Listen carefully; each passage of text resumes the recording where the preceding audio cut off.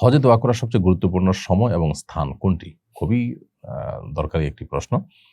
হজের সফরে হাজী সাহেবদের জন্য দোয়ার সবচেয়ে গুরুত্বপূর্ণ স্থান এবং দোয়া কবুলের সবচেয়ে উত্তম জায়গা হলো আরাফাতের ময়দান।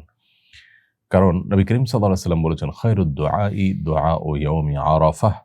আরাফাত দিনের দোয়াটা হলো সবচেয়ে শ্রেষ্ঠ দোয়া। অতএব হাজী সাহেবদের জন্য দোয়া কবুলের অনেক জায়গা আছে। তওয়াফরত অবস্থায় তারা যখন তওয়াফ করতে থাকেন তখন দোয়া কবুল হয়। সাফা পাহাড় এবং মারওয়া পাহাড় দাঁড়িয়ে যখন দোয়া করেন তখন দোয়া কবুল হয়। জামারাতে পাথর মারার পর যখন দোয়া করে তখন দোয়া কবুল হয়। তারপর জিলহজের ১০ তারিখ বা ঈদের দিন ফজর নামাজ পড়ে মাশারে হারামের কাছে আল্লাহর স্মরণ করা এবং দোয়া করা সুন্নাহ, সেটাও দোয়া কবুলের জায়গা।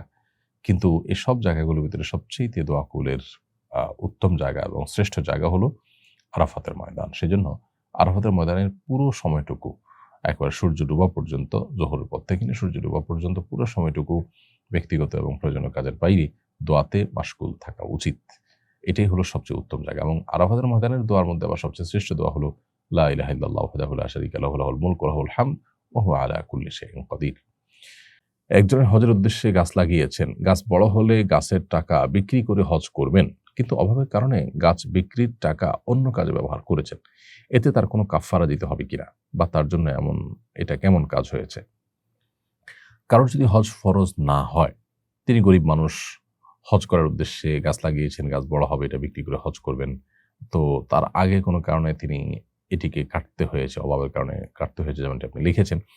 এরকম যদি হয় তাহলে সেক্ষেত্রে তার কোনো গুনাহ হবে না। কারণ কোনো ভালো কাজের নিয়ত করা, কোনো ভালো কাজের জন্য পরিকল্পনা করা এটা ভালো কাজ।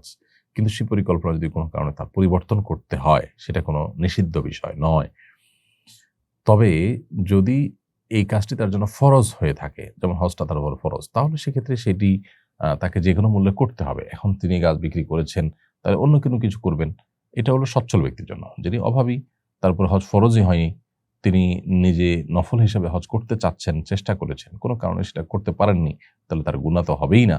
বরং তিনি নিরুপায় হয়ে যদি গাছগুলো বিক্রি করে থাকেন, তার মনোবেদনা থাকে, হজের প্রতি আকাঙ্ক্ষা থাকে, তাহলে সেক্ষেত্রে তার যে পাক্কা এরাদা ছিল, পাক্কা নিয়ত ছিল, এই পাক্কা নিয়তের কারণে বা পোক্ত ইচ্ছার কারণে আল্লাহ তাআলার কাছে তিনি বরং সওয়াব পেয়ে যাবেন।